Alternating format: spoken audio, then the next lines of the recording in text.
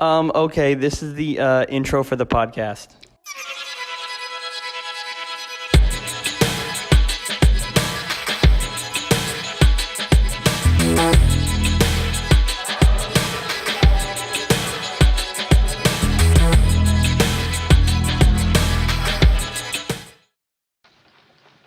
Ah, little lad, you're staring at my fingers.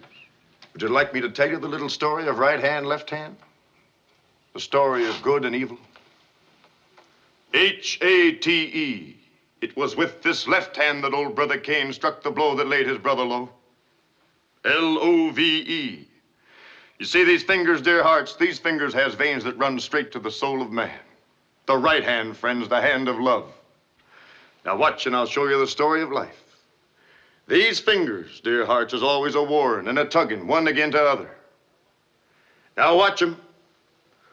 Old brother left hand hates a fighting, and it looks like love's a goner. But wait a minute. Wait a minute. Hot dog loves a winning. Yes, sirree. It's love that won, and old left hand hate is down for the count. Welcome back to the Silver Screen Fiends podcast. I'm your host, Sam. And I'm Blake.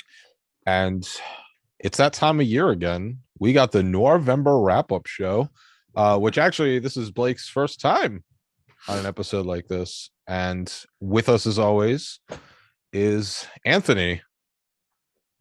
How you doing? No fame, JK. No, really, I'm not. Well, we do a thing together called Retro Roulette. And he's also been, I think this is the fourth year we've done this. It's the fourth year that the podcast has done this. It is the third year that I am on it. I due to time constraints, I actually missed the 2019 episode. Right, fake fan, got it. So we're only a little late, but it's Noirvember 2. It's not December, so fuck what you heard. But Listen, anyway, you don't want to hear us talk about Home Alone or some Christmas movie. No, which we will undoubtedly do, but at least for right now, we're going to talk about Noir. So we each picked a film that we wanted to watch, and we'll be talking about that. But before we get into that, we'll do a little bit of our housekeeping. What have you guys recently watched other than our Noir picks? What did I watch? Bold of you to assume that I watch things. Understandable. Movies suck. I watched Tick Tick Boom on Netflix. Oh, fantastic movie. Yeah, it was great. I loved it. I'm not really like a huge musical guy. I like musicals, but I kind of like don't really seek them out, but I liked it a lot. Did you know anything about Jonathan Larson going into it or not? No, I didn't know. I only knew like a little bit just because my sister watched this movie before me and like told me what it was about, but other than that, I didn't even realize it was like a movie about someone. Yeah. It's just the whole story of it's crazy. Like he didn't live to see Rent be a thing on Broadway, and he just had like such a crazy vision and lived in complete bohemia. And I think Andrew Garfield did an amazing job. Yeah, as he Larson. did. Yeah, I wouldn't be surprised if this is like a award season movie. Oh yeah, for sure. And of course, Lin-Manuel Miranda took the reins on a project that I feel like a lot of people could have fucked up easily. Yeah, I kind of hope he directs more because he did a good job. Yeah, and you could tell that he cares a lot about the subject matter. So it kind of resonated. Okay, yeah, great choice. Speaking of Home Alone, I had the misfortune of watching Home Sweet Home Alone, which is the Disney Let's Plus hear about it. one. Oh God. Okay. Oh, is that the new one? Yeah. All right. So our friends over at Everything Action recently invited me back on their show because a couple times a year they like to do commentary tracks, kind of like a riff tracks thing. And I went on just like only like a couple weeks ago, and they're like, okay, we're gonna do the new Home Alone because last year we did the first Home Alone, so an actually good movie. And this time we were subjected to the absolute steaming shit pile of emotionless cinema that is the new Home Alone. It just like, it did not hit any mark it was trying to go for. It was just soulless reference after soulless reference. and then they threw in Kenan Thompson, and that's probably where the entire budget went. So if you were looking for an actual review of this movie, fuck you, I'm not doing it.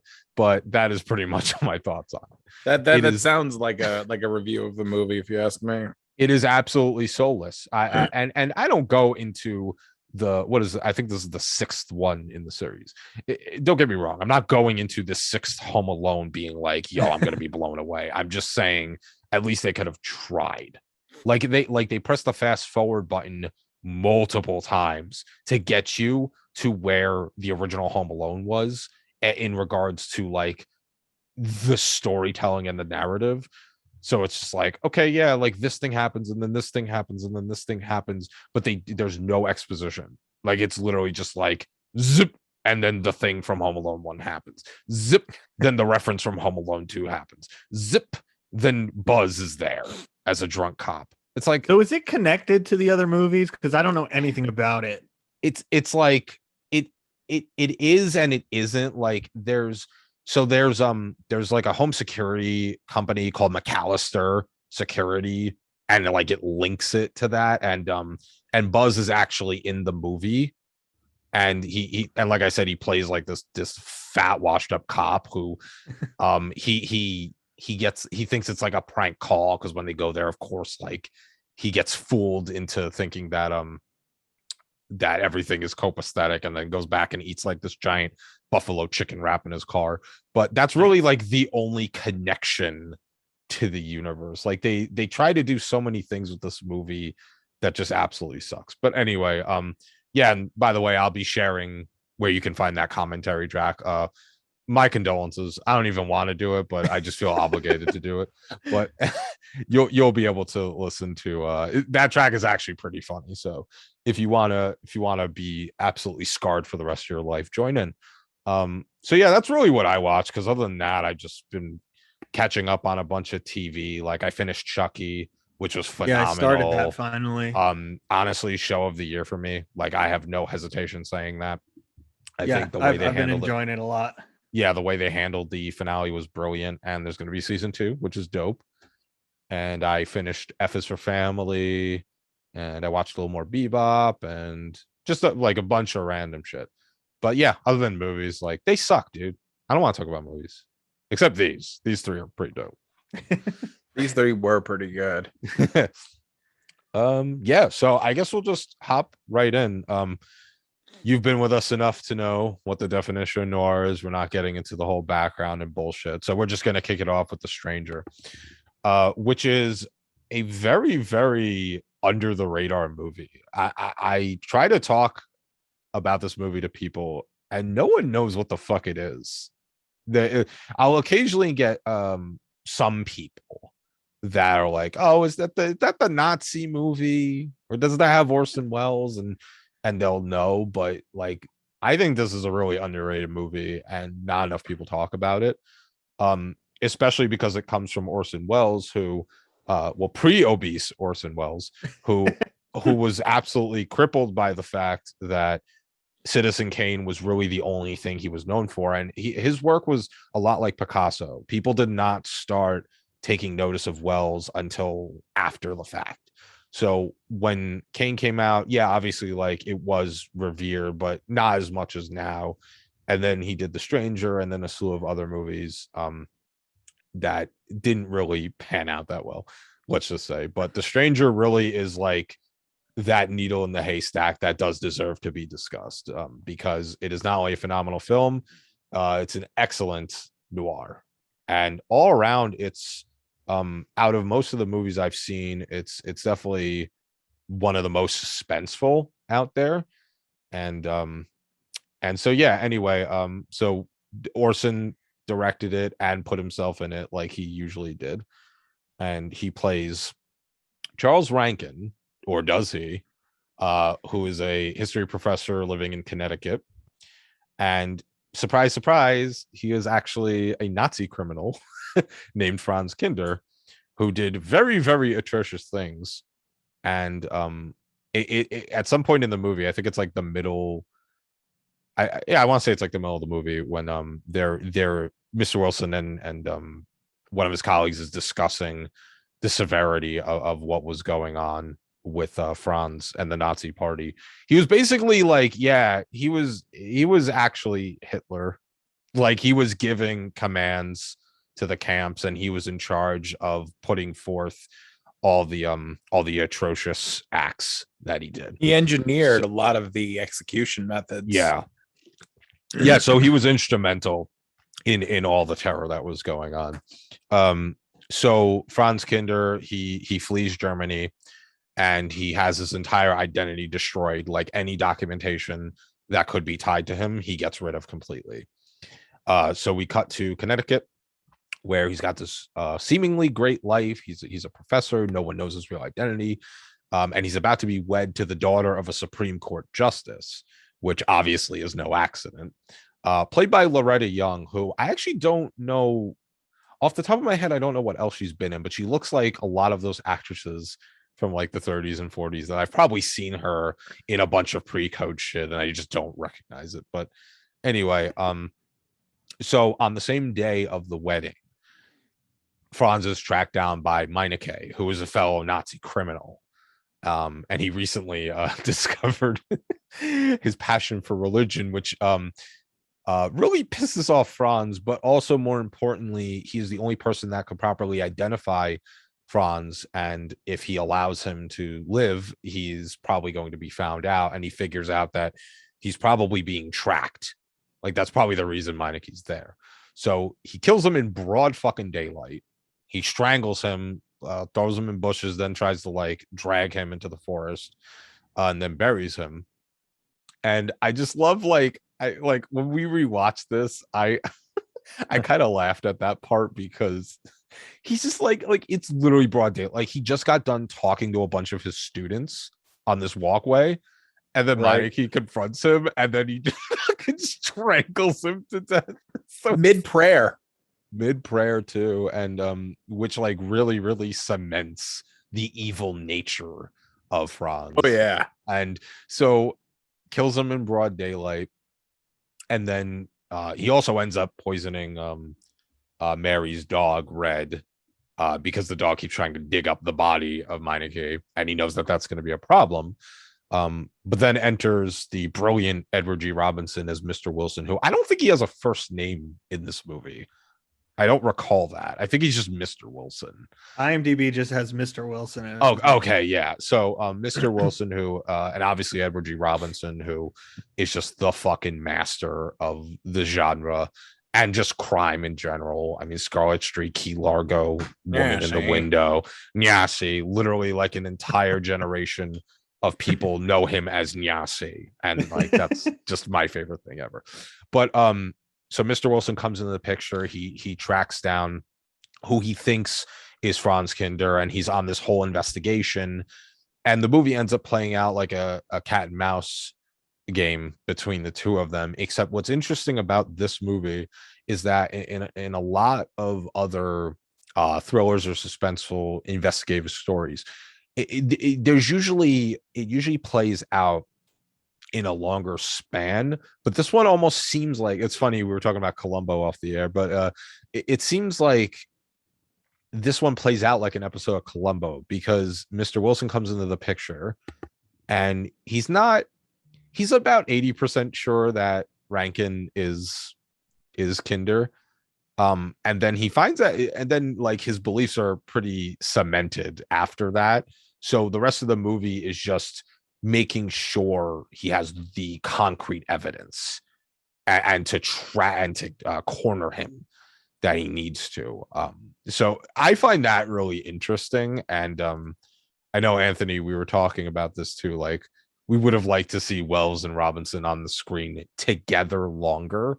Yeah, that was my only real beef with the movie, is because the big draw for this picture was the fact that you told me that Edward G. Robinson and Orson Welles went and made a movie together, and they're both in it, and I lost my mind because I did not think that the two of them worked together. I actually didn't know that Welles had made any noir, so I was very excited to hear that. And then we watched the movie, and it's a phenomenal movie, but like They barely interact. Yeah, and I think that goes back to what I was saying, because it's pretty clear that Wilson is onto his shit early in the like movie. immediately. It's like So, it's like he goats him into giving that speech, and the moment he gives that speech, he's like, "Bam, that's my guy." he knows, yeah, because I just to talk about that briefly. So, one of the first interactions between Wilson and Rankin, they're at the dinner table, and him and Mary, I think they just got married, and they're at the dinner table, and and the conversation arises, and forgive me, I forget how it starts exactly. Anthony, do you remember? Like, I think he asks him like about like philosophy on Germany, about the German like spirit or something like that. Yeah, and Franz goes off, and he just gives this gigantic speech that's not even like subtle about how he praises the German, that whole Aryan superior sense of superiority that they had. And it's clear as day, like for Robinson's character, Mr. Wilson, like he heard everything that he needed to hear. And it's a great fucking speech that Wells gives. It's a great fucking speech, because like you're sitting there, and Wells doesn't realize that who he's talking to at that time. He doesn't realize he's talking to an investigator. So he's giving this speech in his own mind, beating his chest. And meanwhile, Robinson's just sitting there going, yeah. Tell me more, see? Yeah, I think he's like, I'm an antiquer, see? Like, that's I'm an antique salesman, see? Yeah. Yeah. And basically Wells's Franz's pride nails one through last into the coffin. Yeah. So yeah, it's like, as much as I wanted more interaction between them, I totally understand why it couldn't happen. And another interesting thing too is that Mr. Wilson doesn't have a lot to go off of other than intuition, the information he was given, but also he knows that Franz has a unhealthy obsession with clocks. Yes. And so clock, and a really cool thing too is the town square where the clock tower is in this movie was built just for the movie. Like, that entire set. Shit. Yeah, that, from what I read, the entire set was, and that's a very Wells thing to do. And he probably had to fight with the studio multiple times to get that done. Yeah. But so clocks and the imagery of the clock tower and time in general becomes a very big part of the movie. And it seems like whenever Franz is under stress or he wants to wind down, god damn it, he goes to the clock tower and tries to fix it and play around with it and just kind of like alleviate himself. So it's kind of like, once Wilson hears that speech and once he hears that like he's playing around in the clock tower, it's kind of like, all right, game over. But there becomes this interesting struggle with Mary, his wife, because on one hand, she wants to help her new husband with what is happening, and Franz slowly reveals to her what is actually going on. And on the other hand, she wants to uncover more of the truth behind his identity, which he fully reveals in one scene. And so it becomes like, it's not only like a cat and mouse game between Wilson and Franz, but it's also between him and his wife. And and it very clearly becomes a point where he knows he's not going to be able to trust her anymore, because And we talked about this earlier. There's a scene like in the middle of the movie where Wilson and Mary's father gather her into this room where there's a projector showing all the awful things that that happened to the Jewish people and in the concentration camps and whatnot. And this is like to break her down and to reveal what she knows. And then she has a pretty big nervous breakdown. It starts off gradual, but then she just like completely can't take it anymore. And but before it's actually pretty good because Robinson's Mr. Wilson, he actually explains step by step what's going on in the girl's psyche and how slowly her having to grapple and accept the truth rips her apart from the inside. And it's real interesting to see that kind of that slippery slope, that descent into like a breaking point for her, to how much she's willing to believe before she realizes that she's married a Nazi super criminal. Like it's fantastic writing, and the actress does a great job portraying that. But then Franz, he realizes that he can't trust her anymore to keep her mouth shut because he sees her cracking. He sees her slipping, and Wilson knows that Franz knows that he can't trust her anymore, and he's banking on that. So he knows that he's going to try and kill her, and he uses her as bait. And it's fantastic because this also kind of makes Wilson look a little bit like a sociopath as well, because he's willing to put this girl in harm's way when he knows for a fact she's in harm's way in order to get his man. Yeah, and before we continue, I just want to say, so throughout the movie, there's what's interesting about this movie is it almost plays out like a theater production, and you have like your main set pieces. You have the town square with the clock tower, and you have their house, and then you have this pharmacy that's run by a Mr. Potter.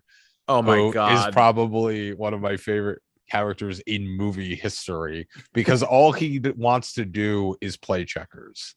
He has like a crippling addiction to checkers. And it's like, it's a gamble. So like if you beat him, you get 25 cents. And if you lose, you pay him 25 cents. And he was a very entertaining part of that movie. And like everything in the pharmacy is self-service, because he won't get off his ass and do anything other than play checkers. Yeah, he's like, all right, just give me a nickel, go get your fucking coffee. No, I'm not. Yeah, I just had to throw that in there because I love Mr. Potter in this. Yeah, but Mr. Potter's a great character. And then imagine coffee costing a nickel. No, I can't. Yeah, I know, right? I can't imagine buying anything for a fucking a coin these days. Like the only thing that you could really do is get a gumball from one of those, machines where the thing just spirals down. Although I'm sure at this point those things take dollars now. Yeah, probably dollars or 50 cents. It's definitely not a quarter anymore. If it is, I'll be damned. Another thing in this movie, which I feel like should be more pronounced, but it's not, is that when the body is first discovered and then the dog is discovered as dead, the town starts to become a little bit sus of Mr. Wilson, because like he just blew into town and these things are happening. But if I didn't say that, no one would know that, because it's not even a plot point. It is so obviously Franz doing all of this that it quickly becomes overshadowed.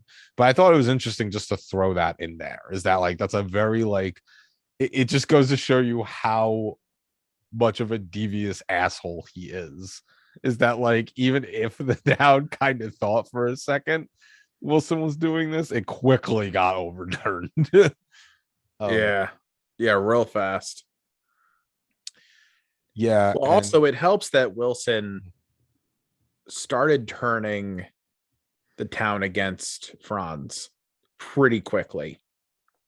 He, after the bodies, or I don't remember when in the movie it is, but he goes to Franz's wife's brother and enlists him, then goes to her father, and then he just starts making rounds. By the end of the movie, he's got the entire town rushing the clock tower. So it's pretty evident that he made his rounds.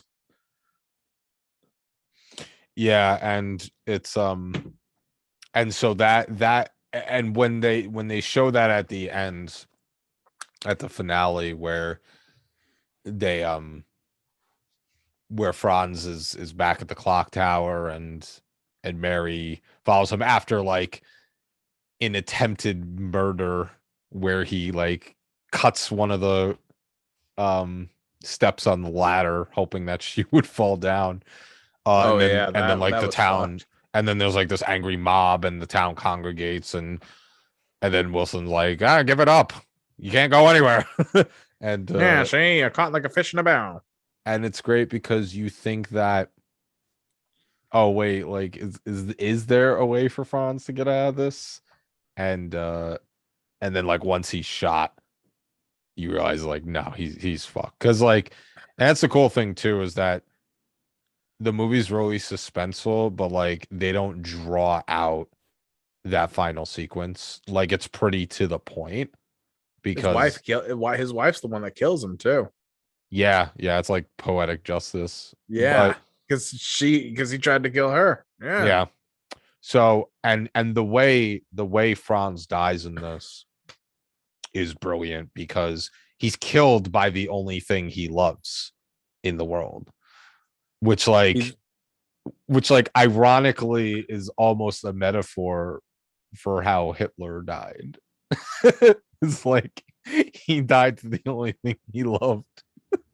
So and the way he dies is cool too, because he gets shot and he's like up in the rafters of the clock tower, and then he ends up falling a bit outside of the front plate, and you think like he's gonna fall to his death, but then he gets stabbed by I don't know what the technical term for it is on those kind of clocks where there's like an angel. It was an angel. But like a statue and an angel statue that rotated in now. Right, but they call that something. I don't know what that is. But so there's an angel like holding like a sword. Yes. And it impales him as it's turning around, and then he falls from the clock tower. And I think that was like such a cool way to frame the death.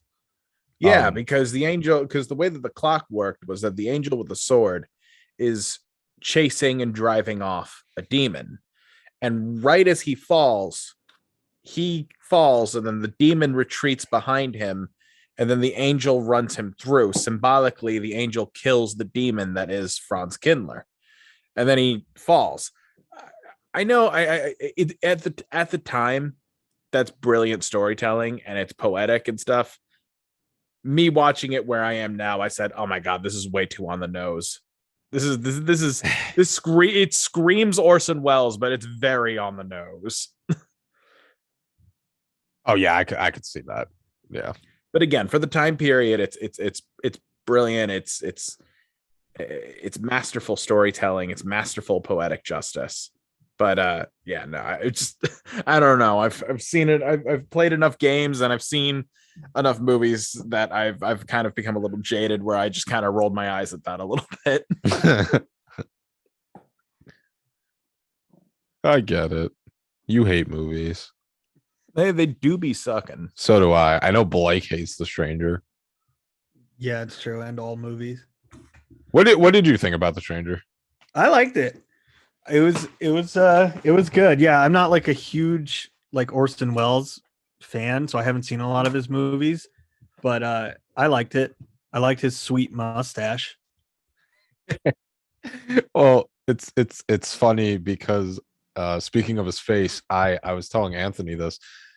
He, for some reason, Wells hated his nose in real life. So in almost all of his movies that he stars in, he wears a fake nose, like a prosthetic nose. Really? I did not know that. And the one, and my favorite one is in another noir he does called Touch of Evil, and it's like this pig snout. It's so fucking funny.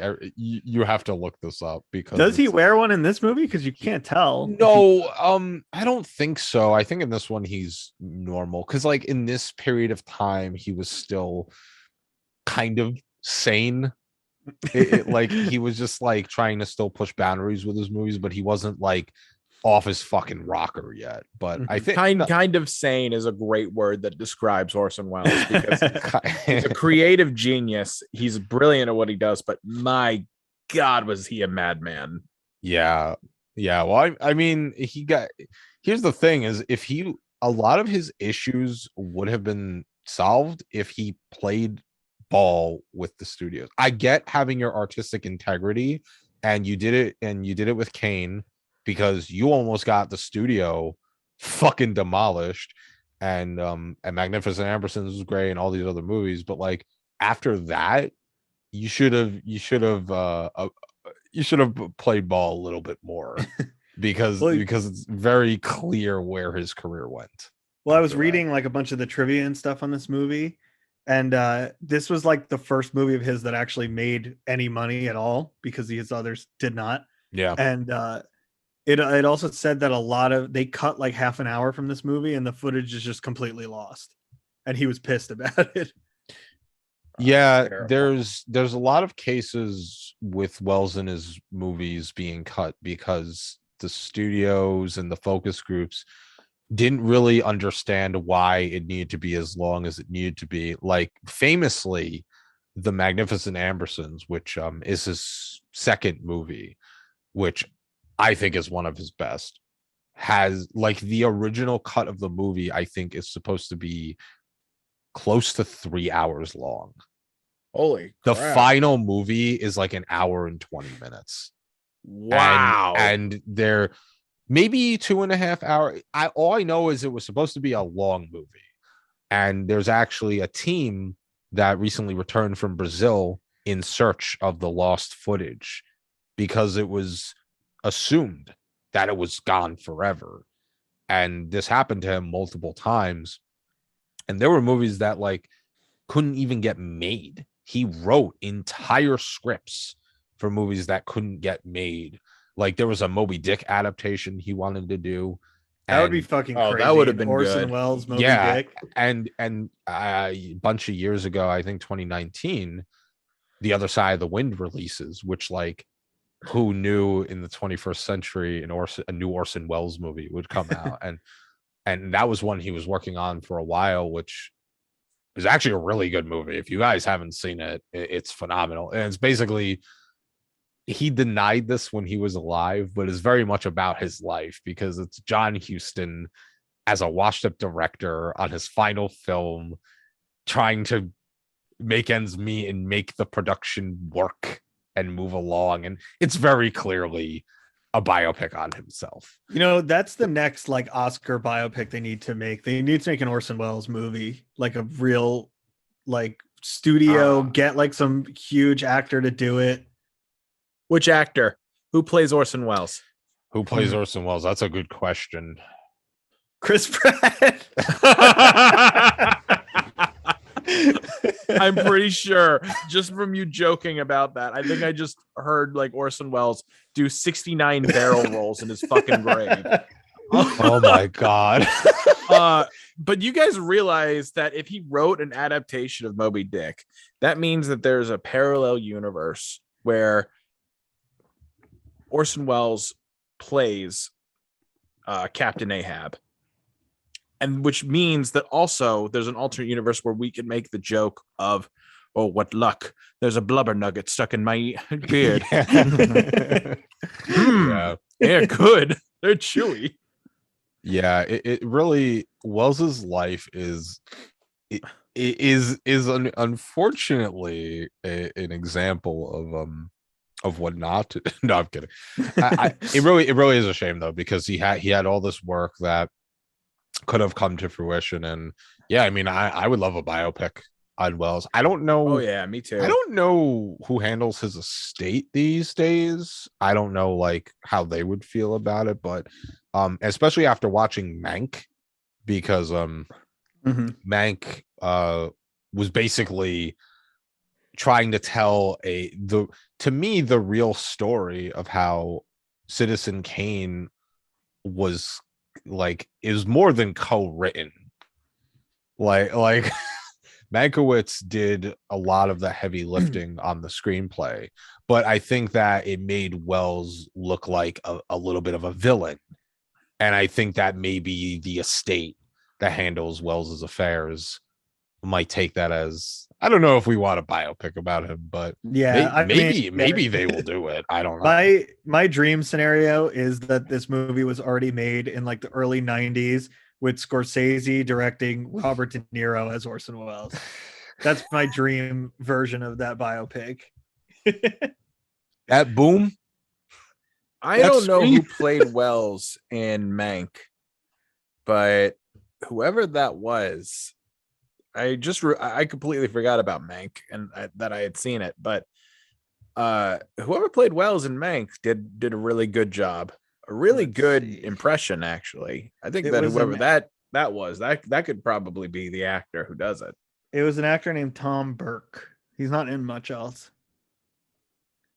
Yeah. And which, by the way, Gary Oldman kills it as Mankiewicz in that, and everything else, really. I love Gary Oldman. But yeah. So Wells's life has just been really interesting to me. And it sucks because with every movie he made, he did something completely fucking different. And he tried to redefine the genre. Like with Kane and its revolutionary camera techniques and his use of cinematography, Magnificent Ambersons redefining what a melodrama was. What year was Kane?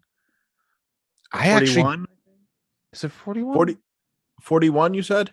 Let's see, I'm gonna look it up. Yeah, I don't know off the top of my head, actually. But that sounds right. Because 41. I ask is because it was 41. Okay. Yeah. So the reason I ask is because that's like right around the time or just before that noir started to be a thing, right? Yeah. So noir was between the 40s and the 50s. Yeah. Right.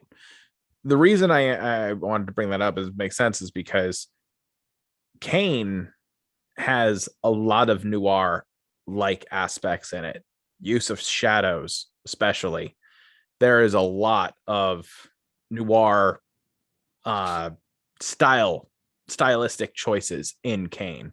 Not enough that I would call it a noir film, but it was something I remember that my teacher like pointed out to us when I took my class in film noir.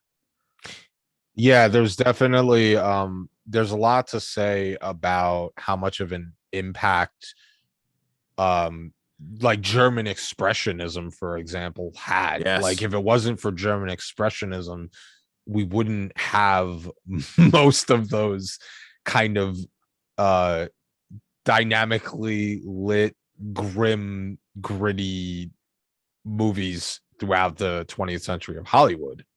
Like it really was it was kind of like the pioneer for it. But yeah, that's interesting. I guess I could see some elements of that in Kane for sure, especially with the framing and the lighting and but yeah, Wells, we hardly knew ye. F. We definitely didn't know him as well as we would have liked. All I know is if that's he's laughing. All I know is if that story about Desi Arnaz holding him at gunpoint to finish a script is true, then that's all that needs to be said about Orson Welles. Anyway, we're gonna move on to our next movie, which is Night of the Hunter, which was all over the shop. You'll be one of them sooner or later. See, on this show, we make Bloodborne references. This, Well, if we didn't before, we do now. This absolutely fucking blew my mind. This is one of the most terrifying and profound movies I've seen in a very long time. And Blake was the one who picked this, and I really got to give it up to you for this choice, because this is a movie. This is a movie that I've always heard about, but I would see it's, and I always like Robert Mitchum, right? And I was like, oh, okay, I'll get around to it at some point. And Blake held me at gunpoint and said, watch the fucking movie. It's true. I held him down. I was like, all right, I'm fine, whatever, if that's your kink. and yeah, and this absolutely blew my mind. Before we get too into this, I'm just gonna, while I'm thinking about it, I want to put an analogy out there. To describe accurately how tense this movie is. You could, I would say from about a third of the way through the movie, you could insert one piece of coal into my ass. By the end of the movie, it's a diamond. Okay? That is how tight and tense that is. My cheeks were clenched the entire fucking movie, basically. It is hands down one of the most suspenseful, thrilling movies I have ever seen, let alone in the noir genre, but just period as a whole. It is a very tense movie, and it is fantastic.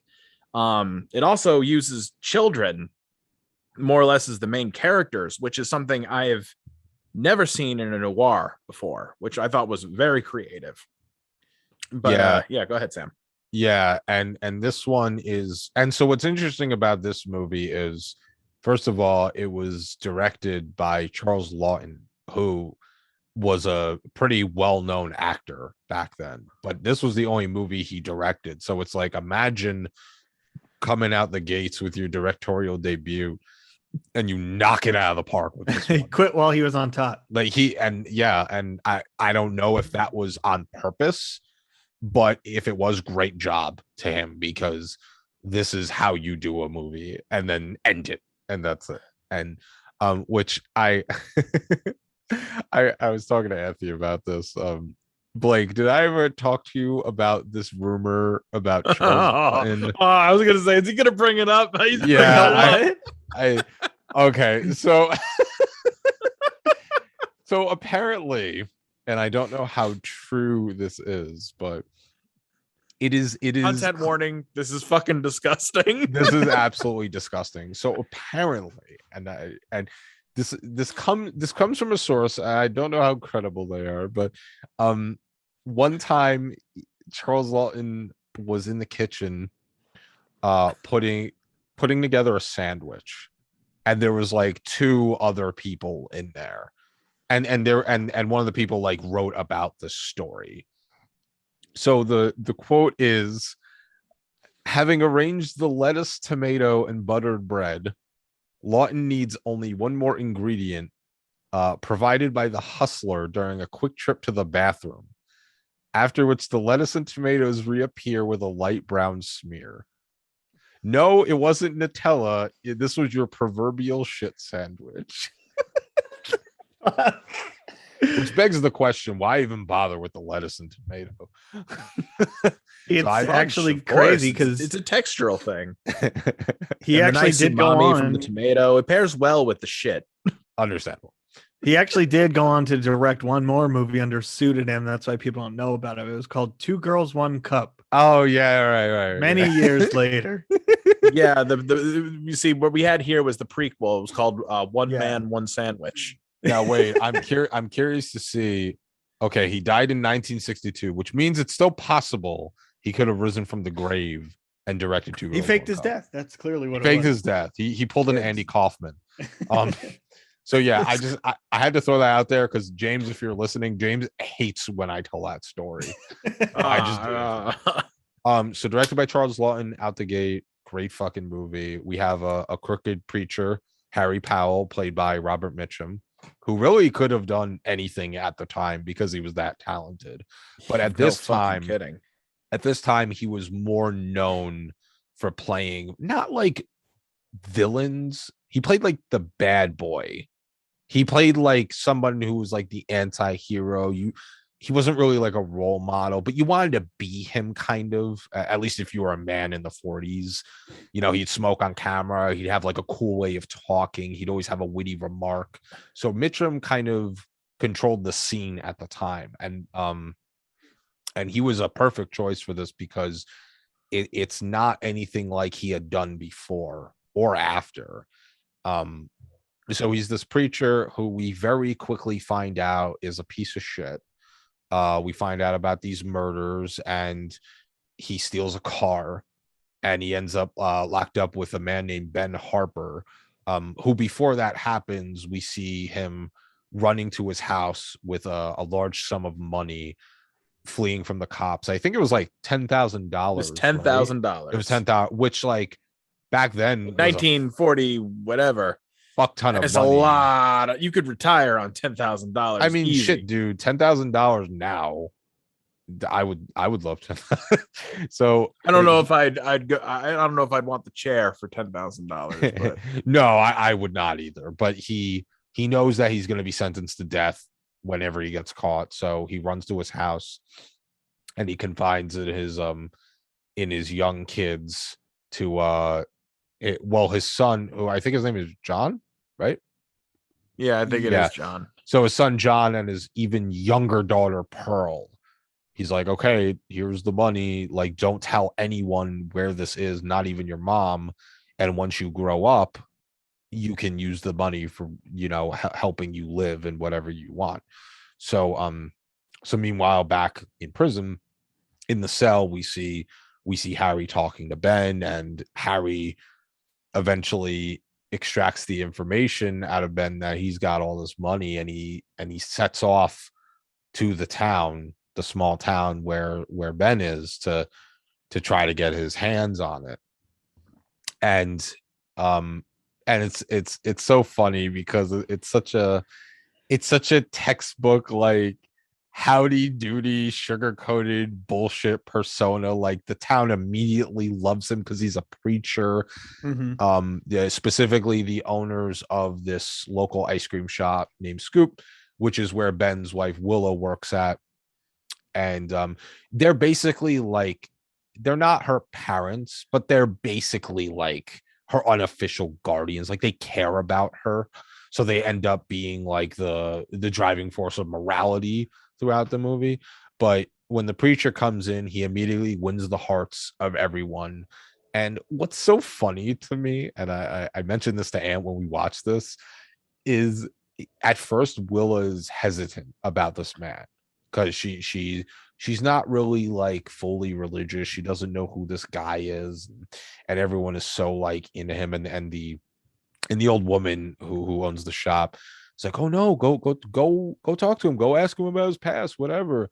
And it's like from that to like the next day they get married. Yeah. It's like it's the transition is absurdly hysterical. Quick. Yeah. And I'm like, why is, but like when you watch the movie, you understand why it's reduced, because there's so much more they have to talk about. Yeah. It's like at the end of the day, it's not that important. It's just like a little jarring when you're watching it. Yeah, because it's like the next scene. You could basically hear the wedding bells. So Harry marries Willa and immediately begins berating her under God's word. like she wants to, rightly so, consummate the fucking marriage. And he's just like, now if you think that you're gonna get anything from me, you got another thing coming, and starts like just writing off some verses or hymns. But I find it, the thing about this one is it uses, and I don't know how Anthony feels about this, but it kind of uses religion as almost like fear tactic. It's kind of like later in the movie, there's and actually not even later, you see it with Willa. She quickly goes under his spell. Like he has a way with words because he's a preacher, right? Like that's literally his job, Right. And so it kind of becomes this argument of blind faith, because she very quickly she knows that she wants to please him in any way possible, and she knows that the quickest way to his heart is through the Bible. So she starts preaching alongside him. Like there's this scene. It's deeper than that. I don't know if you caught this, Sam. He had her confessing, and I say confessing, but he basically manipulated and twisted this poor woman into thinking that that her hussy ways drove her husband to rob a bank and get the chair. Like, yeah, he made her believe that she was responsible for all of the misfortune that had befallen her family. Like when I say that this man was sick and twisted and used religion in the worst possible ways, I mean it. Like and it's funny because for that time period, you never saw characters like this. The people that took the word of God and twisted it into such a villainous way that it was so blatant. I don't know. Part of me thinks that the reason why this director never made another movie is because he was secretly blacklisted, because he did a lot of shit that, like, for the time, you never see. Yeah. Well, this movie also got like horrible reviews when it came out. It was basically like panned completely, which is crazy. Yeah, I think that's insane. People probably saw it and immediately thought it was blasphemous, because Yes. between basically the besmirchment of an entire religion to the hunting, stalking, and threatening of actual children, they did a lot in this movie that I'm surprised they got away with the Hays Code being enforced. And that's one of the reasons I love the movie so much, is because they had balls to do what they did, because it very strictly states, like, if a kid is under a certain age, you do not portray them in dangerous situations. And the fact that well, we'll get to this, but the fact that the entire movie becomes a fucking chase between Harry and the kids is like, blew my mind. But yeah, so after she gets hypnotized into believing this, he sells into the house, and John is very, very hesitant to the thought of calling him dad. His sister Pearl is becoming enamored with him, but he knows the truth about this man and how he just wants this money. So then Harry gets, like, really, it doesn't take long to see the facade completely crumble. Like, he is just straight up an absolute piece of shit, and he like literally starts even threatening this young girl, like if you, I think, what does he say? Like, if you don't tell me where the money is, I'm gonna tear your arm off. Yeah. and she fucking runs off crying. He almost sticks the kid in the neck. He's got the knife to the kid's neck at one point. Yeah. Oh yeah. At the was that the dinner table? In the basement. Oh no, the basement. Right, the basement. Yeah. And that's what gets his little sister to start shouting, "It's in the doll! It's in the doll!" Because he's gonna stab John in the neck if he doesn't find out where the money is. And then he has this, like, moment of like, I guess, like, clarity or insanity. I'm not sure what it is, but it's laughing, saying, "Of course, it's in the doll. Last place anybody would ever check to look." Yeah. And the kid brings the shelf down on his head, and that gives them their opportunity to escape. But before even that, like, it's so fucked that he had this entire town under his enchantment and under his spell, that like the town is even turned on the kids, who at this point have lost their mother and their father. And, like, the kids, the townsfolk, the ice cream. First of all, also, that's a side note, fuck that ice cream lady. All right. Actually, fuck her. She reminded me of, like, every shitty, like, fucking pseudo grandma, not grandma figure I'd ever had in my life, and that I didn't like. And, like, actually just fuck that character. I like her husband though. But Oh yeah, anyway. Walt was great. Like I remember, Yeah, because he didn't. He was on to his shit. He was like, I don't know, something's not right about this, and I was like, yes, listen to the old man. yeah, there's a scene I love where so Harry ends up slitting Willow's throat, and Right. and up until that moment, she's still so hypnotized under his spell that she's even saying, as he's prepping his knife, she's saying, well, I know that the money brought us together, but ultimately this was God's plan. She knows he wants the money, but is still convinced that it was just to get them to be married. And Desperate delusion. Right, exactly. And then he slits her fucking throat. And actually, following this is one of my favorite shots of the movie. So the kids have an Uncle Bertie, who's just this guy who fishes, and he's fishing, and he hooks into. So the way that he disposes of Willow's body is he puts her in the car and revs the engine and has it drive into the lake. And when Bertie's fishing the next day, he snags this hook on the car. And you're like, what the fuck's going on? But before he starts freaking out, you see this great shot of Willow's body and her hair just like lingering in the water.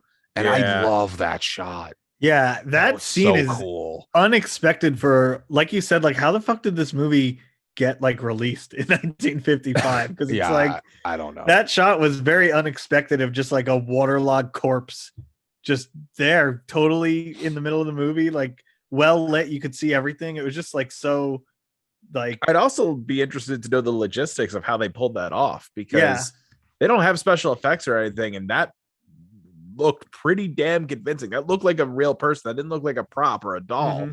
Well, so yeah, like it's crazy what you'll do under the influence of shit sandwich. Yeah, that shot is great. Yeah, and it's also it was very a fun good shot at the same time. But yeah, I also love the shot when, like you were saying, when they're in the basement and Harry's leading the kids into the cellar, and you just see like that pan out where it's just like them against the wall. That's really cool. Mm-hmm. And then once like the shelf gets dropped on him and he's trying to run back up, literally reminds me of Frankenstein, the way with his arms with his arms. And he gets to the door and he even grunts like him.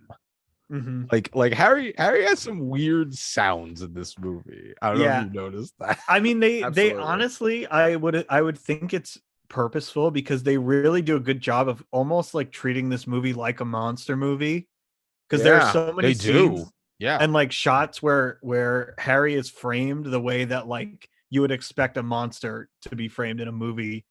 Like in particular, the scene where the kids are like escaping on the rowboat. There's like a shot of him like coming up over the hill, and he's like kind of like hunched over and like silhouetted, and it's like could be a Universal monster movie. Yep. No, absolutely. And I saw like reference to it, but it's not till you said that I'm like, oh yeah, like this is a fucking monster movie. Yeah. I mean, it's very much like a Southern Gothic movie, which blends with horror in many ways. So it like kind of touches on it. I think that's probably why I like it so much. Yeah. And there's such a like, it goes beyond existentialism. It's like there's such a fear and dark truth of how the world works in this movie. Like usually they're in a noir, it's like, okay, private eye gets wise to another, like multiple antagonists, and then there's this trickling train of bullshittery that they have to weed through, and then it's usually they end up bringing justice, right? But in this movie, it's just like, well, he's a preacher who murders and stalks children. And so there's an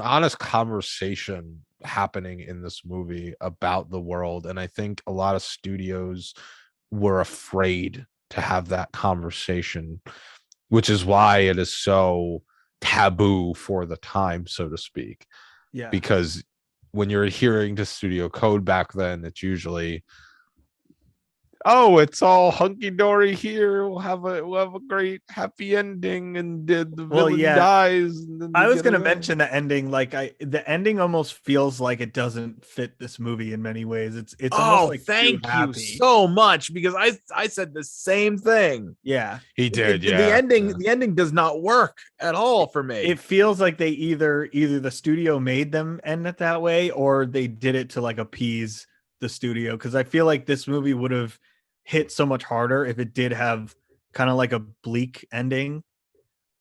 But it's very much like, all right, wrap it up, happy ending, we're done. I didn't really want it so much as a bleak ending, but I wanted Harry, is it the preacher? Yeah. I wanted him to get shot like 80 times. Like, I just wanted to see a lot of holes. I wanted to see him turn to Swiss cheese at the end of that movie, because like with how like violent noirs can get, and how many people we've seen this guy kill, and how just much of a fucking scumbag he is, a nutcase, and like one of the worst villains I've ever seen in any movie I've ever watched before. He's up there like in my top 10 of worst villains I've ever seen. All we ever see is he gets carried away in a cop car. Yep. It's not satisfying. It's just I understand that whatever the reasons for it are, be they what they are, it just isn't satisfying for me. It didn't work. I agree 100%. I also think that the kid should have kept the money. I think the kid should have gotten the money and kept the money. Fuck the code, because like his mom died for that money. His dad died for that. Like his dad died for his money, but his dad paid for that crime. But his mom died for that money, and this kid's life got turned upside down, and they underwent so much shit to keep that money safe that in my mind he should have kept it, and it shouldn't have just all flown out of the doll at the very end of the movie when he has his breakdown. I think he should have had that breakdown, but I don't think that the money should have come out and all that other stuff. Like, I don't know. The ending of this movie really like dissatisfied me, because it was good as it was. It just the ending just drives me crazy, because obviously I have a lot to say about it. Sorry. So here's what I'll say about the ending and then the money thing. To me, the ending, I agree to a certain extent, right? I think there probably could have been, it could have been handled another way. I think it was half the studio, because as much as they got away with in this movie, there were still certain things they had to pass through the censors in order to get it greenlit for distribution. So I think it was half the studio, but I also think, to me, yes, he's a terrible person. Yes, he's a villain. He's an evil person. The point of the story to me is that good triumphs evil. And he was using his religious power and his commanding presence to be a bully. He's essentially just a bully, right? Like, he bullies everyone in this whole fucking movie. And I think that when we're talking about justice being served in this sort of way, to me, if the movie had ended with cops shooting him, it wouldn't have felt that good to me, because obviously you can't have the kids killing him, and the kids were the ones he was terrorizing the entire movie, right? Like, their parents are dead, and he's after the kids the whole movie. And usually when you have a final face-off between the protagonist and antagonist of the movie, it's just that. It's between the protagonist and antagonist, but you can't really do that with kids. You can't really show a kid stabbing a guy in 1955.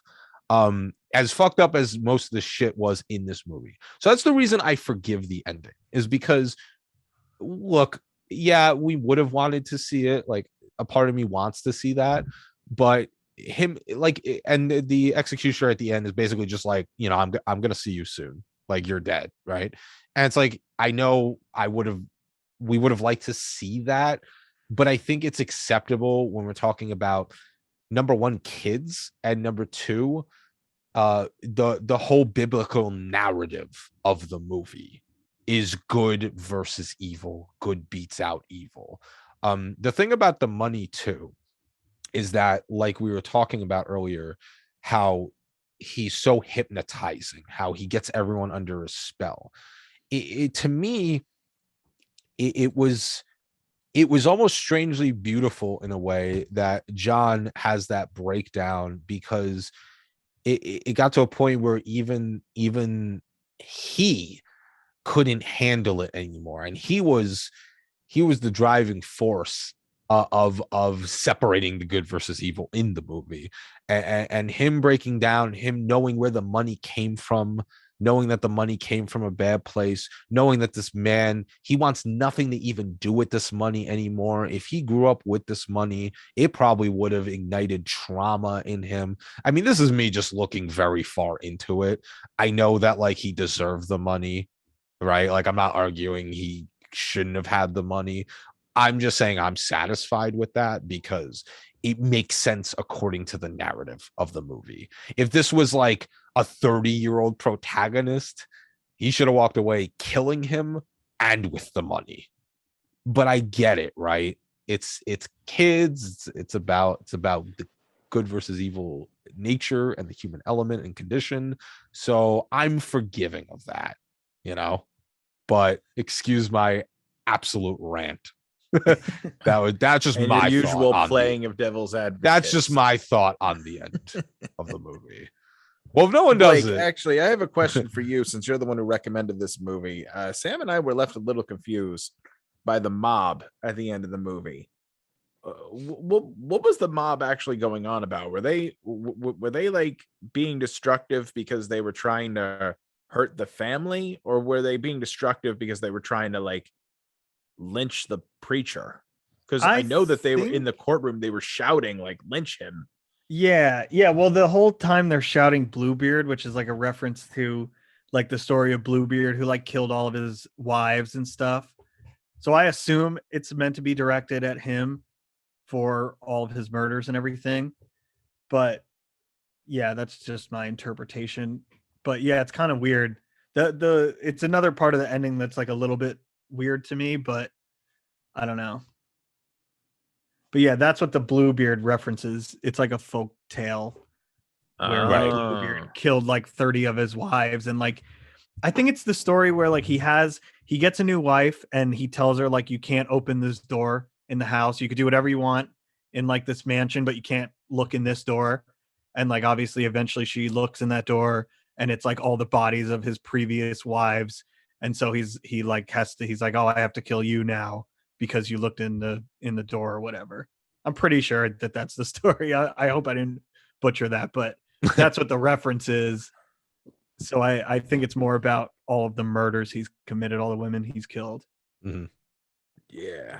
Well, thank you, because I was very confused because they just started like shouting at the family, and then they started like, I couldn't tell if they were trying to build something or they were tearing something apart.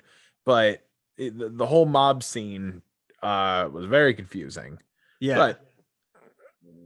But mob scenes can be, I guess. It's one of those things that I'd probably get it more if I watched it a second time. But the reason why a mob kind of makes sense to me is because when people's illusions are shattered, it can leave the one who is under the spell hostile, angry, violent even.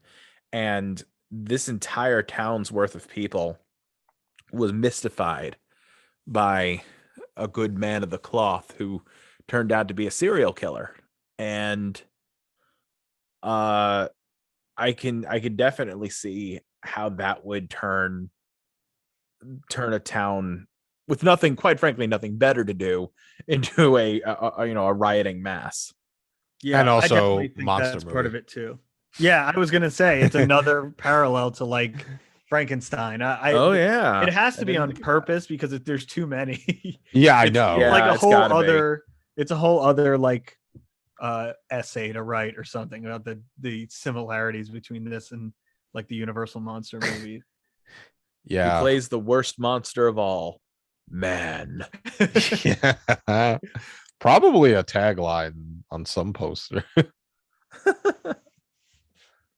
Well, that leaves us with another Robert Mitchum movie out of the past. Very different role.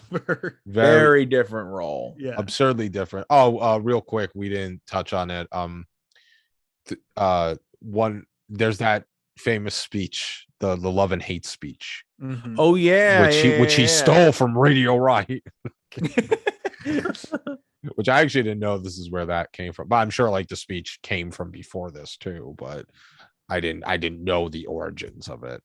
So that was I've seen interesting. people with things written on their hands or knuckles. Like I've seen fear and pain on their hands and stuff like that. But I was surprised to see that in this movie because, like, I guess is this like where that whole knuckle writing thing started, or It might be, honestly. I feel Wouldn't like I surprise should me. probably know that, but I think this is where a Um, lot of things started. yeah, this has definitely got to be the first appearance of love and hate on the Knuckles. I don't know if there's any other movies that have stuff on Knuckles, but I think this is where that like originates from. Before I actually like sat down and watched this movie for the first time, that was all I knew about this movie was that that's where that came from. Mhm. Yeah, what a impactful thing. Yeah. So we have Robert Mitchum in a polar opposite role, and I think this was his first role with RKO. And wow, what a way to fucking begin with the studio. And this was directed by Jack Turner, who super consistent director, also did Cat People, The Leopard Man, Night of the Demon. And one thing with all of his movies is he uses dialogue and scene setup to tell horror stories. And it's not, you could see his direction in this movie similar to the other ones, not necessarily horror, but like there is like a dark terror in it too. But all those other movies I listed are phenomenal. So if you happen to like this, then I would check him out in general. But we have Mitchum playing not a preacher. We have him playing this man, Jeff Markham, who's a former private eye who goes under this identity, Jeff Bailey, who is a gas station owner. And he has an employee who is a deaf kid who I believe is just credited as the kid. Yep, that's Right? correct. Just Yeah. the kid.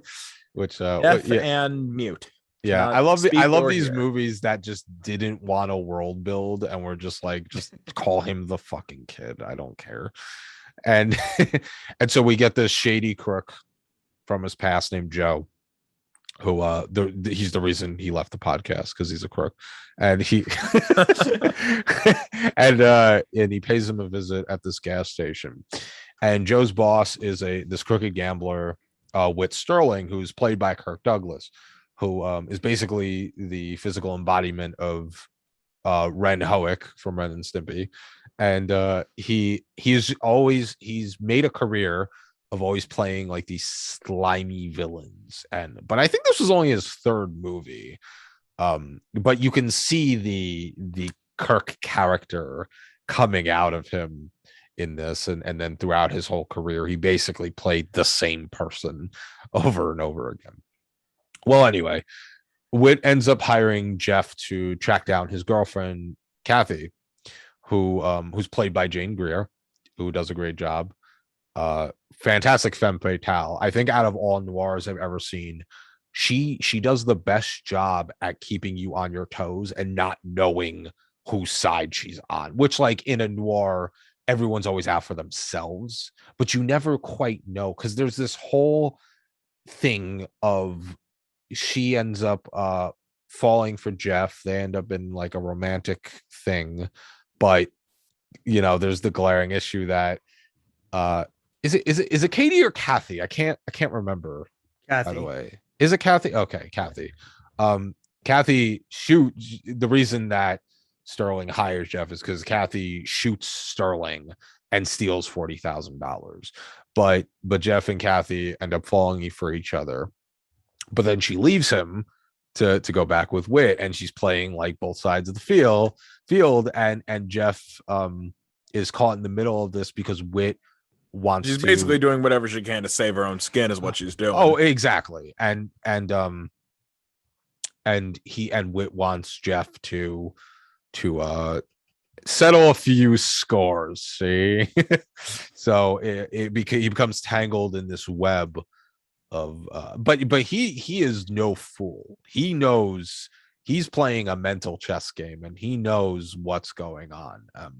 And we basically find out that Whit, he's seriously into gambling. He's got this huge debt, and he also tried to play the IRS, and like there's many layers to the story. And it's interesting because and Anthony and I agreed on this the first time we watched this movie years ago. And it at all. We Could didn't not get it. We even Yeah. talked about it in class. Like, this was a pretty big movie for the class I took. And boy, I could tell you, we had a long conversation about Jose Rodriguez. Oh yeah, the fucking guy. But, yeah. Which is funny because it's such a minor character, but they keep referencing him over and over again in the movie. It's funny. All my But, homies love Jose Rodriguez. Yes, everybody loves Jose Rodriguez. That's definitely not the name of my favorite Mexican restaurant. No, of course not. There actually is a really good Mexican restaurant called Jose Tejas that I really like going to. But I know Tejas. yeah, but Not sponsored. not sponsored. Not sponsored. Not sponsored at all. Cut but- it out Don't eat Cut there. it from the episode. Anyway, so like, yeah, this film is very complicated. There are a lot of characters with a lot of connections, and the first watch, it can be a little difficult to follow everything. If you go and watch this movie, I'm gonna like say watch it with subtitles on, because that makes a world of a difference. Because a lot of dialogue goes by really fast, and I love the transatlantic accent, but sometimes it can make things a little hard to understand. So Yeah. watch that with subtitles on. It'll make, understanding things a lot easier. And also, if you need to watch it a second time to get it, do it. It's worth it, because I appreciated this movie like 5 times more. Yeah. I liked for it a sure. lot the first time I watched it. I just didn't get it. But like watching it the second time, great movie.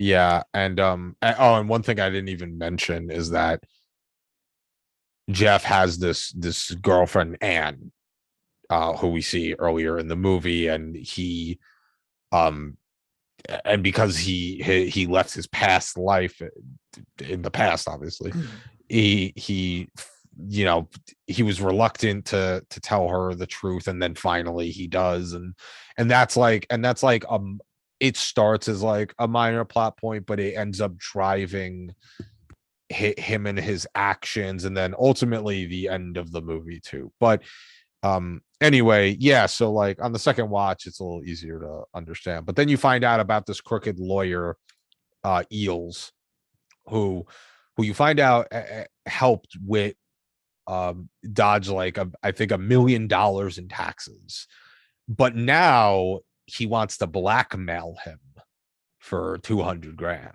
So like, in addition to everything going on, we now have this lawyer who's like, well, I want money, fuck you, I helped you dodge a huge bullet. And it's interesting the way that Kirk does this role, because like I was saying earlier, he was still early in the life cycle of his career, but you could see the character coming out a bit that he always plays. And I think the way that he just plays like this collected, greasy guy that is always has someone over his shoulder, and but then you find out that he's not that I thought he was particularly strong, but you find out he's a pretty weak person. Like, when there's that confrontation with Jeff, Kathy, and Sterling, and he's just got his like balls against the wall. You see like how he really is, and I think that's interesting, the dehumanization of a character, especially one that you think is the big bad, but it's really Kathy who's the big bad of the movie. You know, she doubles as the femme fatale and the villain. You know, which like a lot of noirs, like you could argue that was in certain plots, but in this movie, it's so prominent. It's just like, nah, she's the real bitch. Like she's like Sterling is basically a pawn at this point, like, which I find interesting. But what do I know? Movies suck. Yeah, movies do be sucking. So yeah, the Kathy is definitely like from the get-go. The first thing you learn about this woman is that she shot her boyfriend 5 times with his own pistol and missed. As it turns out, 6 times the charm, because at the end of the movie she finishes the job. And she also gets Bailey too. So I would say that most of the killing in this movie is done by her. It's done unapologetically too. Like she's not afraid to kill, and like will very clearly will not lose any sleep over it either. Joe is an interesting character because he's a sleazy, good for nothing scumbag, and you get that feeling right off the get-go when the moment you meet him. He's the first character you see in the movie, but Joe is the one who kills Eels, and after he kills Eels, Joe's like, I've never seen a man so afraid to die. Like he's haunted by how terrified Eels was of dying, and he's clearly bothered by the fact that he had to do what he had to do.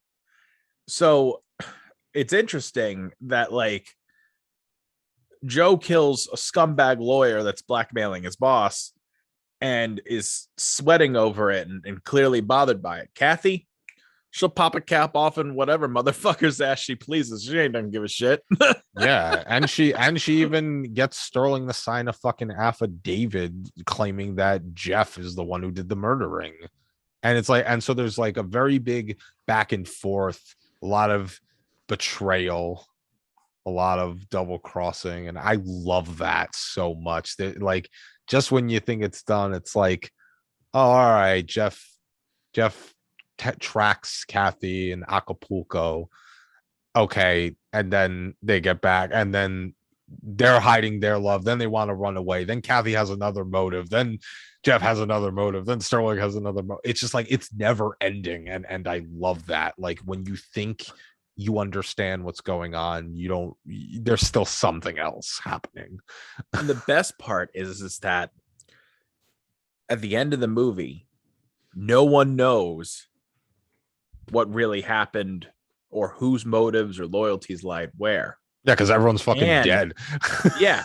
I love it. The only one who knows is the kid, and the kid can never tell anyone because the kid can neither hear nor speak. So it's genius because it ends with this kid knowing that who has the truth and knows everything, but can never tell anyone. And he is cursed with that knowledge. And it's fantastic. I'm really, really happy. I asked to watch this one again because I love having been able to actually understand it this time. And also just the when you think about it, when you sit here and think about it, the other 2 movies are good, but I feel like those are easy to understand and easy, and a little. I feel like they'd be a little easier to write because one is a cat and mouse game, and the other one is basically a monster movie. This one, it is a very complicated story with a spider web of connections, and it's very complicated. So like I feel like writing this must have been very challenging and then let alone bringing it to life like they did. It is just a very well put together movie. Yeah. And that ending, oh man, takes me for such a ride, where you think like, so basically Kathy ends up whacking everyone who could have cleared Jeff, or he could have made deals with them to clear his name of these murders. So Kathy's like, well, I want to go back to Mexico. I'm taking you with me. And he agrees. And at first you think, oh, okay, well, I guess this is just fucked now. And then when they're in the car together, she finds out that she's been set up and there's roadblocks and cops, and then there's like, and then it's just so crazy to me. Like, she gets shot, but before she dies, she shoots him in the gut, and then and that's it. And I think that's great because, like, we're talking about how studios like to end their movies a certain way, but this one, I mean, usually like protagonists will get away most of the time, and in this one, he dies along with her. And I think it's like this weird twisted love tale that was never meant to happen, ending in such a fucked up way. And I think it was and then, like you said, the kid not being able to tell any of it, I think is just a brilliant touch to it all. It's the icing on the cake. It's the chef's kiss.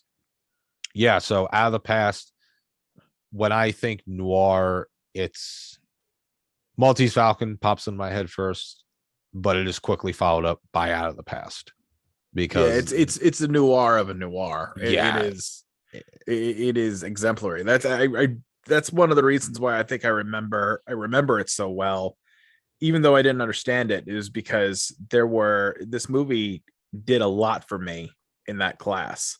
We talked a lot about this movie in that class. I think we spent at least a whole week on just that movie. So that was a trip. it was a trip the first time, and it is a trip because you go all over the world in this movie. You go to Mexico, you go to California, I think they go to the East Coast at one point, or they mention it. They're all over the place in this movie. It's a lot of travel done, which is interesting because I feel like in that time period, you didn't see too many locations outside of the US, or you might have, and I just haven't seen enough. But for me, that was interesting to see. Yeah, no, you make a good point. And I think they handled it very, very well in this movie. And like I said, I recommend this to anyone who not even noir, anyone who likes movies, but no one likes movies, right? They suck. Yes, they do in fact suck. Which is why we're gonna quickly talk about a game instead. So the old video games, eh? Yeah. So Anthony and I decided to over at Retro Roulette, which we also co-host, we played LA Noir. And do you mean LA 1940s crime thriller? Because that's what it is. Yeah. And I think who sent Blake, did you send me that clip that made me want to play it with Valdez? Yes. Yeah. You fuck young boys. That was which by the way, we played that mission and didn't do the right dialogue option. We completely missed the we didn't get to interrogate the ambassador from Argentina. But we were talking about Rockstar earlier, and it's interesting what they did with this game, because in noir or detective or crime stories in general, a big point of it is, if you're trying to find information, you obviously, not everyone's telling the truth, so you have to rely on body language. And what Rockstar did at the time was pretty revolutionary, because they introduced facial recognition into the game, which leads to some pretty comical not facial recognition, facial mocap, or mocap, which leads to very, very funny moments in the game. Oh my god, to say the least. So yes, but yeah, I find it really cool. I think they nail. I know Anthony and I talked about this earlier, but they don't nail the noir so much as they nail just that just a good hard-boiled detective story in general, I think, and especially like once you get to the homicide department, because there's, I think, what is it, 5 departments total? I don't remember. It's something like that. Yeah, We haven't finished it as of recording. yeah, but once you get to the homicide department, you can tell that there's an interconnected story, and it's about the Black Dahlia murder. And I think that the way they did it is really fucking cool, and I'd be interested. Well, I am interested to play more, but I think the character of Phelps is great because, you know, he's always playing it straight, and then there's like these interconnected flashbacks of him during the war, and I really love what's going on with it. And I just like, there's obviously jank in it because it's Rockstar, but overall it's a really Guy walking into the fucking wall. Yeah, overall it's a really solid representation of like a crime thriller story. Now, whether or not it's noir is another story. Yeah, I think I don't even feel like it's debatable. It's not noir. I think the noir noir was is just just like the title. Yeah, I think it was just a catchy, sellable title. Yeah. And I mean, I'll admit, I remember when this game first came out, I was actually working at GameStop at the time, and I was very interested in it because I don't know if I was taking the noir class at the time that this came out, or if I had taken the noir class and this game came out like shortly thereafter. Either way, I was very interested in it, but I never picked it up. So, you know, we've been doing Noirvember for 4 years now, and always in the back of my mind, it was just doing, my mind was going, play LA Noir as a crossover event, god damn it. And I was always like, one of these 2 years I'm gonna actually like listen to that, but for this year I'm just gonna ignore it like I always have. So anyway, we finally play it, right? And like, I think it's the fact that like I've had the idea of doing this crossover with Retro Roulette and Silver Screen for as long as I've had, that when I would finally get down to playing it and I see that this game is the video game equivalent of clickbait,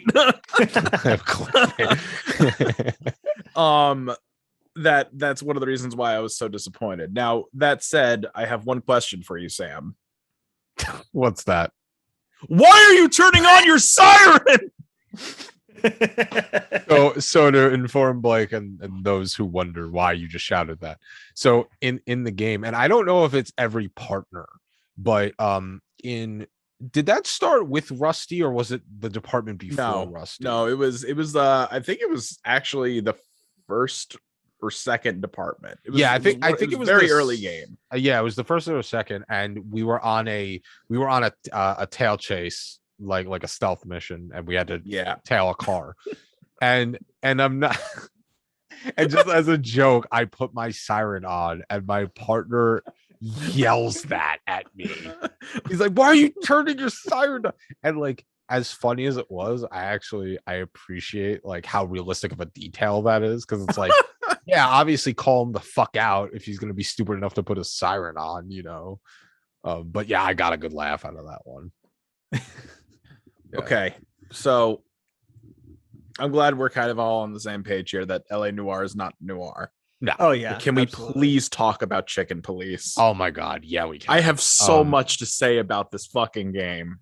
Chicken, where LA Noir is not noir at all. Chicken Police, a game Chicken Police has more noir in the title screen than LA Noir has in the entire game that we played. And it's so just for context, so my friend Justin and I, Justin is also a co-host on Retro Roulette, we went to visit our friend Phil a couple weeks ago, and we go into a GameStop and we're just browsing the Switch games, and we come across one.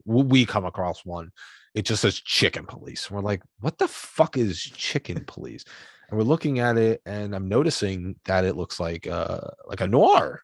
And then surely it says like a buddy cop noir taking place in a gritty city. I'm like, whoa, hang on.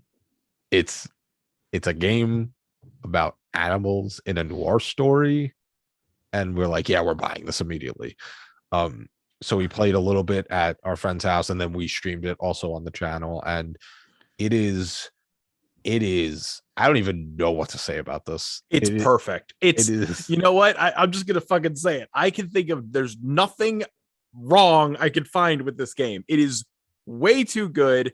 It took them 10 years to make this game, and you could tell because it is polished. Everything, like every thing you look at in that game is oozing, dripping with noir detail, and it is so well executed, so well done, and I love it. I was gushing so much when I first saw it. I am to date enamored with this game. Enamored with it because it is so well done. I cannot stress this enough. It just everything from Sonny's narration to the music to the lighting to the style, everything. It's surreal, but the funny thing is that the game takes itself completely seriously, like most noirs do, but there are some noirs where you're sitting there and you're watching it and like you're taking it seriously but at the same time you're also like, not in a million years would this ever happen. And it's like that with Chicken Police too. It captures all of the things that I love about noir, and it really just gets it. Yeah, it's a fucking wild ride, and there's a ton of references to other movies in the genre and other actors and detectives, and it's just, yeah, if you like anything noir, if you like anything fun, anything comedic, if you like visual novels, definitely check it out. It's pretty fucking phenomenal. There's a whole section of the game called Out of the Past. Yeah, like they don't shy away from the references at all. Oh no, they're very on the nose with it. Yeah, shut the cluck up, Marty. Yeah, it's like Blake, you would really like this. It's I've had it recommended to me, believe it or not. So have you? Yeah. Blake cannot recommend it enough. You don't have to be. It's a visual novel, and it's a kind of like more like a point and click. If you've ever played LA Noire, the whole questioning aspect is kind of there, but you kind of get graded more on what questions you ask as opposed to whether or not you make the right calls with accusations and whatnot. It's a phenomenal game. Anyone out there, if you own a Nintendo Switch or you have a Steam account, get this game if you like noir, because it is the most beautiful love note to noir that I've ever seen. It is. It's going to sound strange to say this, but this game is more noir than some actual film noirs I've seen. It is. It's so true.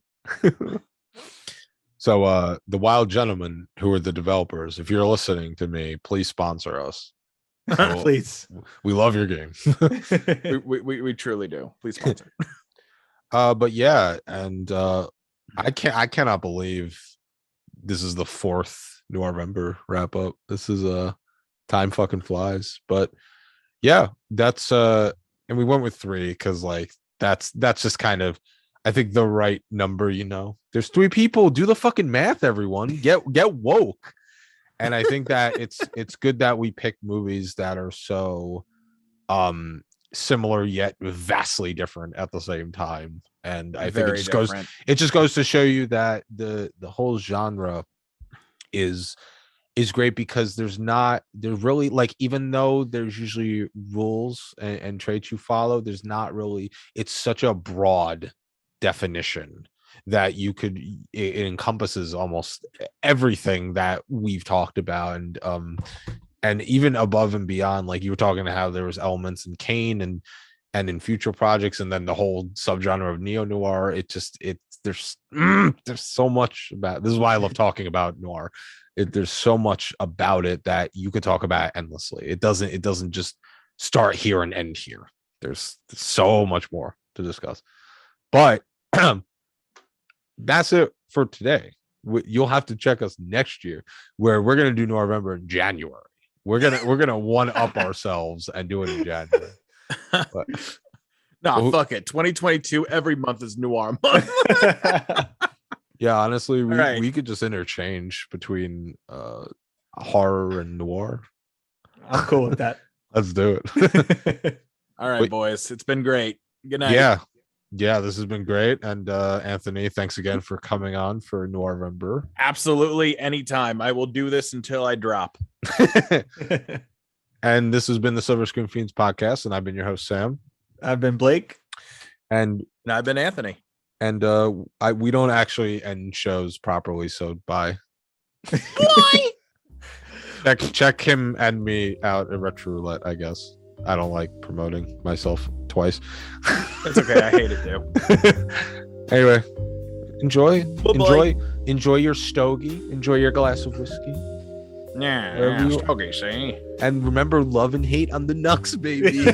Radio Rock you.